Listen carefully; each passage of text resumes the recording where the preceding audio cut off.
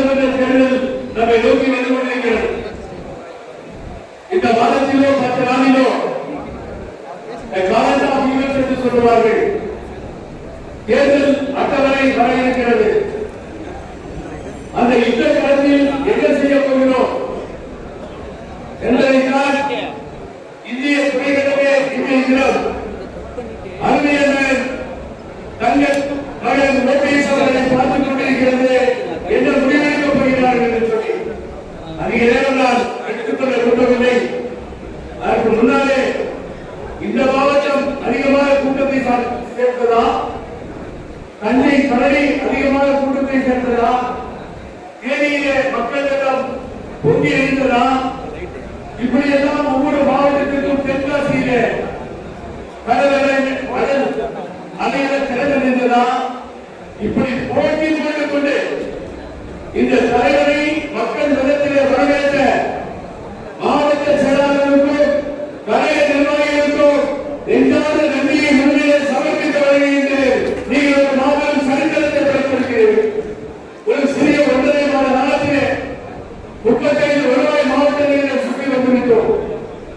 எங்கு பார்த்தாலும் எந்த ஊடகங்கள் எல்லாம் நம்மை பார்க்காமல் இருந்தோம், எந்த அரசியல் தலைவர்கள் எல்லாம் நம்மை பேசாமல் இருந்தார்களோ அவர்கள் எல்லாம் திரும்ப எங்கு பார்த்தாலும் உங்களை கொடுக்கலாம் ஓபிஎஸ் ஓபிஎஸ் ஓபிஎஸ் என்கிற குரலை எழுப்புகின்றவர்களும் எங்களிடம் இருந்ததற்கு காரணம் உங்களது இணையெல்லாம் பேசுகிறதா மீண்டும் மீண்டும் சொல்கிறேன்.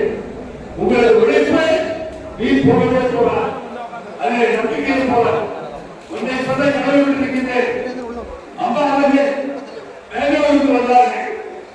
சிங்கம் வந்து எனக்கு ஏற்பட்டு என்ன பிரச்சனைக்காக வருகிறார் என்று சொன்னால் காவேரி சம்பந்தமாக உச்ச நீதிமன்றம் ஒரு உத்தரவை போடுகிறது. நீங்கள் பெங்களூர் போய் அந்த முதலமைச்சரை பார்த்து பேசிவிட்டு வாருங்கள். அங்கே இருக்கிற சட்ட அமைச்சர் சுரேஷ்குமார், நீர்வளத்துறை அமைச்சர் பொம்மை பசவராஜ் பொம்மையும் நானும் இருந்திருக்கிறோம். அப்பொழுது சுரேஷ்குமார் நல்ல நண்பர் பாரதிய ஜனதா கட்சியை சார்ந்தால் என்னை கேட்கிறார், இங்க இருந்து அம்மா போற இடம் போல நீங்க கொடி வச்சிருக்கீங்க, கட்டோட்டம் வச்சிருக்கீங்க, காவேரி மத்திய இஷ்யூ போயிட்டு இருக்கு, என்ன சொல்லிட்டு பண்ணிருக்கீங்க, ஏன் நீ மாற்ற பொம்மையாளரை நீங்க கேள்வி நான் சொன்னேன். காவேரியில எனக்கு தெரியாது, நீங்க அம்மாவோட வாசலே கல்லுக்கு தெரியும், அதனால தலைவருக்கு பரவாயில்லை.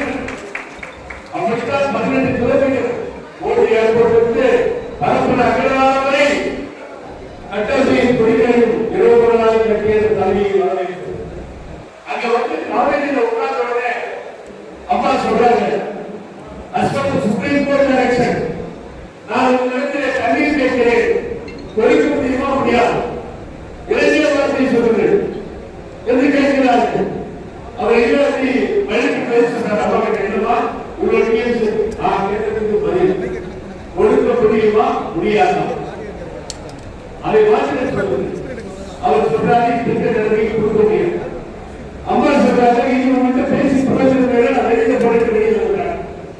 வெளியே வந்த பின்னால் அந்த பாலியத்திலேயும் கீழே வந்து நின்று மைக் எடுத்துவாங்க கூட சொல்லி மைக் 5 நிமிஷம் தேடி அந்த மைக்கை கையில பிடிச்சிட்டு அந்த அரசை அங்கேயே கண்டித்து 15 நிமிடம் பேசி தண்ணீரை தமிழுக்கு தர வேண்டும் என்ற உரத்த கோரிக்கை புரட்சி தலைவர்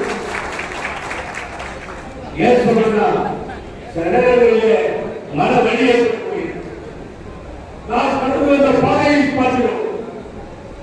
அவர்களை சந்தித்த வரலாறு திராவிட முன்னேற்ற கழகம் போன்ற வழக்கு, அந்த வழக்கு பெரும் தாயிலே பூஜை இருந்த அவர்களை கீழே அழைத்து வந்து ஒரு பழைய வேலை ஏற்றி 4 புலர் வேலை சேர்த்து கலையை ஆஃப் பண்ணி 100 வழியை குடித்து போய் வேலை சேர்த்துள்ளாரே என்று சிறைக்கு அனுப்பப்பட்டனர். எஸ்ஆர் பாலசுப்ரமணியம் சட்டமன்றத்திலே சொன்னார்கள், ஆட்சி மீண்டும் வந்த போது அம்மா நீங்கள் பொய்களை சொல்கிறீர்கள், வாபஸ் பண்ணுங்கள், சட்டத்தில் இறந்திருக்கிறது. அம்மா சொல்கிறார்கள் அது தேவையில்லை. வழக்கு மன்றத்தை சந்தித்து அங்கே வெற்றியை பெற்று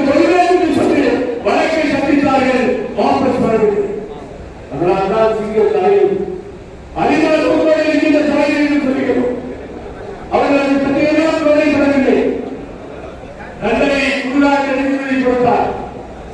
குமாரசாமி நீதிபதி உரையாற்றினார். சாகுபடியுடைய தலைவி இந்த நாட்டிற்கும் உலகத்திற்கும் சொல்லுகிறோம், இரவராகி புரட்சி தலைவி என்கிற தீர்மானால் இந்த நிலைமையை விட்டு விட்டார். எவர் கிடைக்கிறாலும் அது மிக போகும். அதை பற்றி கவலைப்பட போவதில்லை. அந்த நேரத்தில் ஒன்றே மாத்திரம் சொல்லி முடிக்க வருகிறேன். என்னதான் நடக்கும் நடக்கட்டுமே, இருட்டிலே நீதி வரையட்டுமே, தன்னாலே முடிவும் பயனாலே ஒரு தலைவர் இருக்கிறார் தற்கால என்று சொல்வார்கள். அந்த பாடல்களுக்கு சொந்தமானவர்கள். ஆனால் இந்த களத்திலே எத்தனையோ இளைஞர்களை சந்தித்திருக்கிறோம். எங்கே சுத்தமிட்டபடி இங்கே இருக்கிறோம்.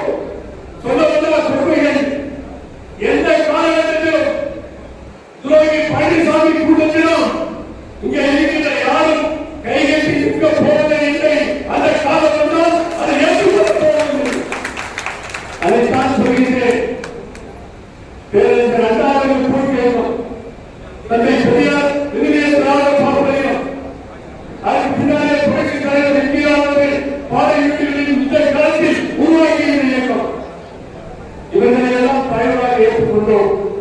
அவர்கள் வெளியேறோ அதற்கு பின்னால் தெளிவாக என்று சொல்கிறேன். புகழேற்று ஒருவரைத்தான் தலைவராக ஏற்றுக்கொண்டிருக்கின்றோம். அவர் பின்னாலே தான் இருப்போம். இல்லையே வீட்டுக்கு வேண்டுமாறும் பேசுவோம். அவர்தான் ஓபிஎஸ் ஒப்பந்த தலைவர். ஆனால் வேறு யாரையும் தலைவராக ஏற்றுக்கொள்ள மாட்டோம். உங்களை தவிர